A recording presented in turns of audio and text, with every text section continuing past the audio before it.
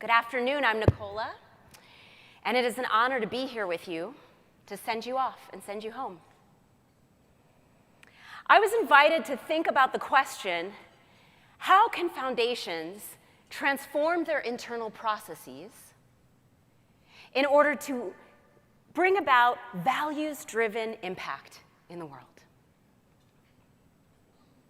As a community organizer, and now as a coach to teams, I've been wrestling with this question for about 12 years now. And I've started to learn it's actually not about transforming processes.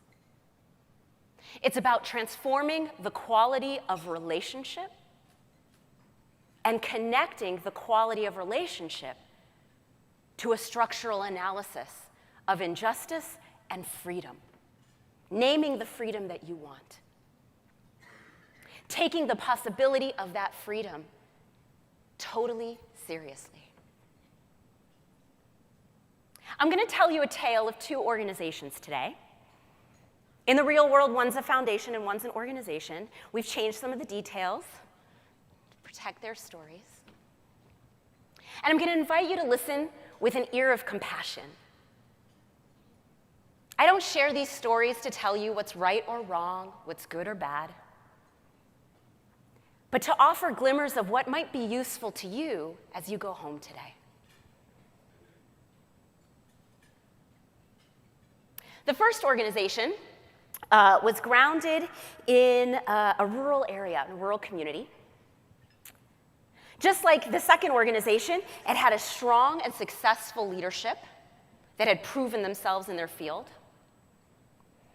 It was a predominantly and historically white organization that served directly impacted communities. And they had a fierce hunger for justice. At the start of their journey, they said, we want to put racial justice into our DNA. So they sent 300 staff people to a 3-day training to talk about anti-racism, to learn about white supremacy, and to build a structural analysis of injustice. They brought that knowledge home, and they empowered their program directors to begin applying those analyses to their programs in the world. They wrote a fantastic white paper about what needed to change in their sector to bring about equitable outcomes in the communities they served. And they were lauded for the great work that they were doing through their external-facing programs. 3 years on, they've hit a wall.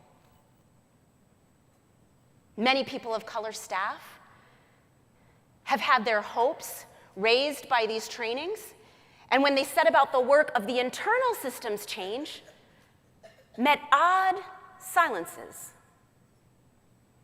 met cold brush-offs, met confusing but very polite redirections.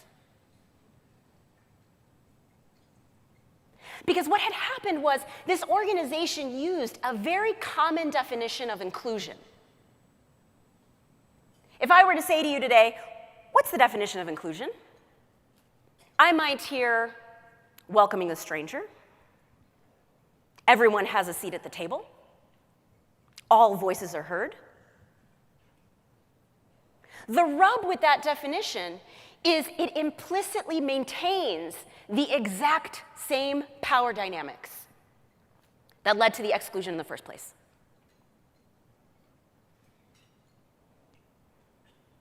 Whose table is it?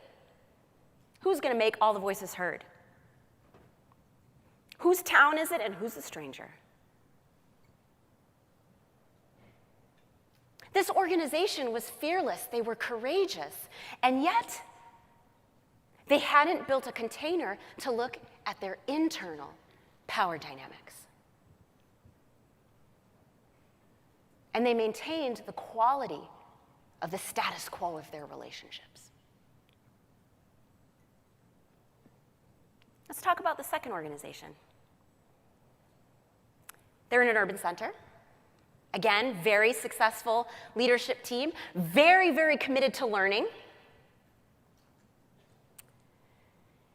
And they started their journey by saying they wanted to have an equity lens and transform themselves through it.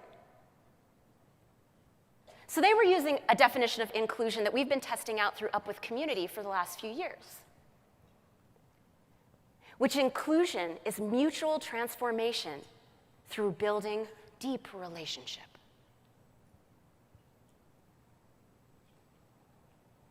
They set about with clear eyes, looking in the mirror, seeing the ways that they treated each other as staff, seeing the ways that they treated their clients and their partners in the field, and asking themselves, who does this work for? Who does this not work for? How are the ways we are behaving in the world leading to inequitable outcomes? And what do we need to change and shift about our behavior?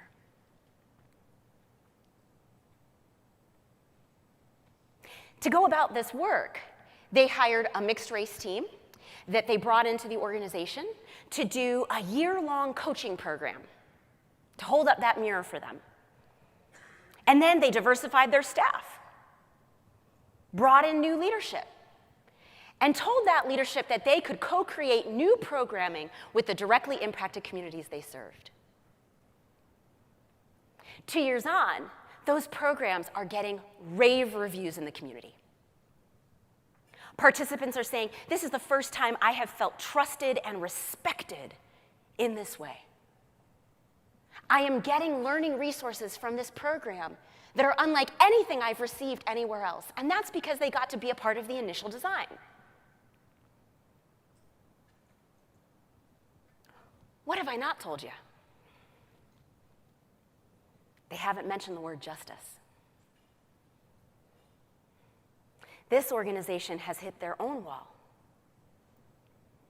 Because while it has felt hard and messy to mutually transform, it's also felt good to do it with each other and with their community partners. But what they haven't done is name the worldview and the structural analysis of inequity and freedom to their peers.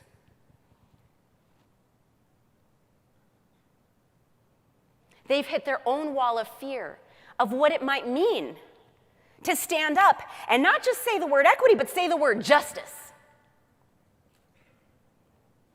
To claim the ethical ground that they've worked so hard to build with the people who look and sound most like them.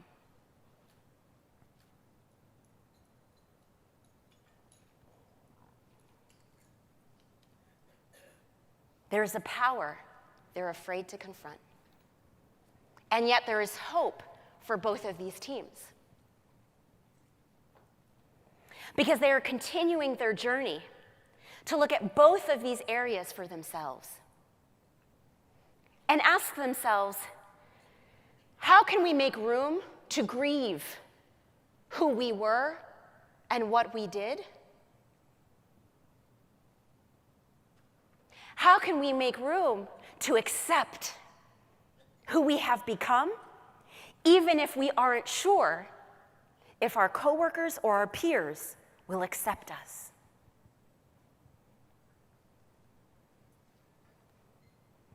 To transform ourselves for values-driven impact, we often first have to ask ourselves, can we truly love ourselves and trust that we will receive the love of others in its time and in its course?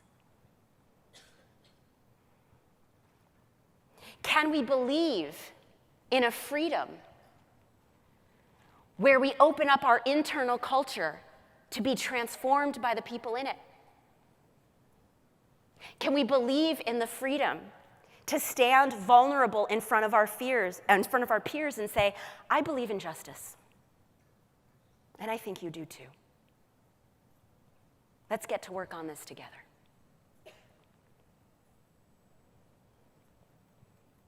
So I want to leave you with those questions as you go home, and perhaps on your car ride or your train ride or your plane ride.